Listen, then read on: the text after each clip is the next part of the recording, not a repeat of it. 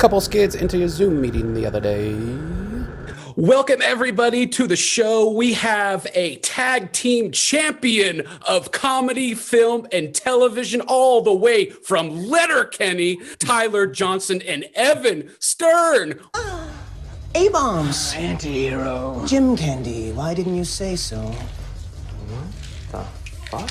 Jesus. Edibles. You're welcome. Welcome to the show.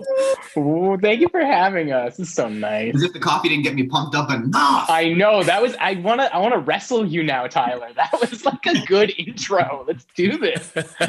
We'll just speak in pro wrestling dialect from now on.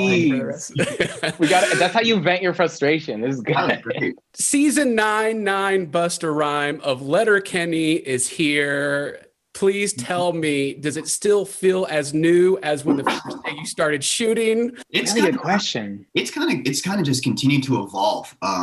We got the first season ordered on Crave TV, which was a small Canadian streaming service, and we did 6 episodes. We joked that this was the most fun summer camp we've ever been to. Hopefully, we can go to summer camp next year. And then the shows continued to grow and grow. And then when we got the Hulu pickup, it felt like it just took on a whole other life. And then we did this live tour, and it just feels like it continues to evolve, and it doesn't feel stagnant yet. It feels like we're growing, and it feels like the fan base is growing, and it might not feel as fresh or as brand new as the first few seasons, but I feel like we've got a long way to go. You know what? I when we're acting though, like you and I feel like the word new, it maybe isn't new. It's comfortable now insofar as I'm allowed to climb onto his back without necessarily asking if it's okay to climb onto his back.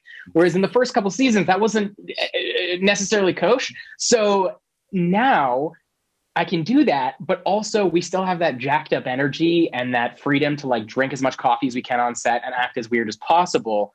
So I still feel like we bring a little bit of the manic energy is definitely not left yet from our side of the story. Right. So, with your characters, Stewart and Roald, y'all have some of the best like chemistry. You're like one of the iconic duos in cinematic history, you know? And I think like y'all just anyone's ever said to us. It really is. I feel like you finish each other's sentences. You can, force push with the Star Wars on a dime. Like, was there a moment during these 9 seasons where you saw that like, oh, that click? Wow. Like this is that we're one together now. Tyler, do you remember a moment? Do you remember like a shift? I think it might have happened in season 3. Like if I were to consider when it was, I think it might have been the gay season when she came in and Tyler and her had their love interest. Who are you?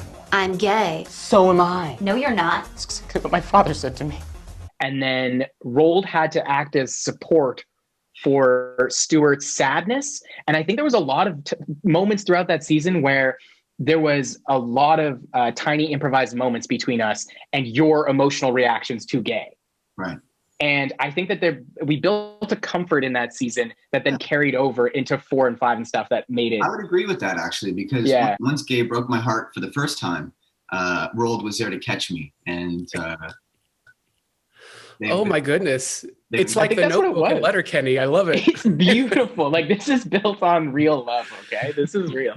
I love this. I love this. Talk to me. How long can it take to get such a great, wonderful, dry take when so many of the jokes are so outrageously funny? Well, it depends who we're working with, because some people are easier. Well, not easier. Some people break us easier than others. But Evan and I, not to pat ourselves on the back too much here, but come on. We put a lot of work into the lines because we have a lot of lines. And sometimes I don't know what those words are. I watch old episodes and I'm saying these phrases and I'm like, I don't know what half those words are today. I have Googled them, but they're way gone out of my brain. So I guess. Well, I mean, here, I'll fill in the rest for you, bud. I got you. I'll catch you as you fall once more. Tyler and I will, the moment I get to Sudbury to get to shoot, Tyler's already there. He's flown in from Vancouver. I've driven up from Toronto.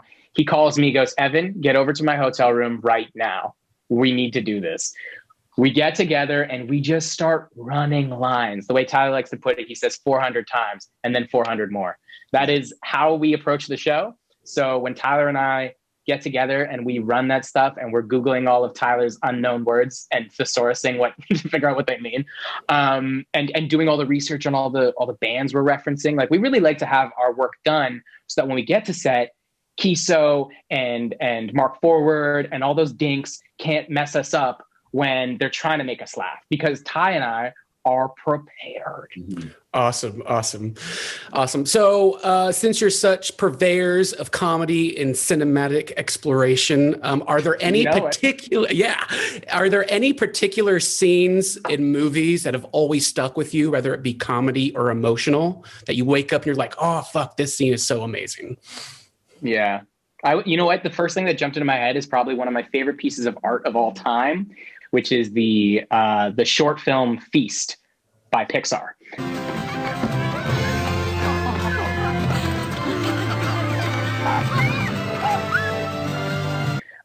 Feast, from start to finish, I remember puppy dog. The puppy dog. I went to go see, I don't even remember what the actual Pixar movie it was. It was probably like Big Hero 6 or something. And I was in the theater waiting for it to start. Feast comes on and I just start like weeping in the audience, and all my friends I'm with are like looking down the aisle at me, and I'm like uncontrollably connected to this puppy dog and this relationship, and to me that's just like the moment the meatball rolls. I'm like, oh, like, it's just beautiful. And if you haven't watched Feast, do it. I'll add that to the list. Oh. Anything for you, Tyler? Mine's a little less beautiful as Evan's. When one of my favorite movies growing up was Night of the Roxbury. And so when you asked that question, one of the first things that came to mind was when the two brothers kind of had their breakup scene. You know what, Steve? I lied. You're not good looking. When they're having that like fight, and they're saying all these mean things to each other, and they're getting way too emotional, and they part ways. We watched that movie a few months ago, and that was one of the scenes that definitely stuck out to me, where it was like, okay, these two guys are ridiculous, they're off the wall, but they bring emotion to these characters that actually makes you gravitate towards them even more, because they actually look like real human beings who cry and feel things. They're not just these clowns. So as far as like a reference for our characters, I always try and plug in a little bit of emotion there, even if we are actually literally bouncing off the walls. No, that's 100%. That is like exactly where it comes. That's the feeling. It's like being in that movie with your brother. It's so true. Yeah. Oh, amazing. Well, thank you guys so much for taking the time to talk with me. It's so great to meet you guys. Can you text me the backdrop? Yeah, I'll text you the backdrop. Brian, this was a joy. Thank you for having us. Thank you so much. Thanks for the intro, Brian. Of course. We're clipping that one. Almost going. Oh, good.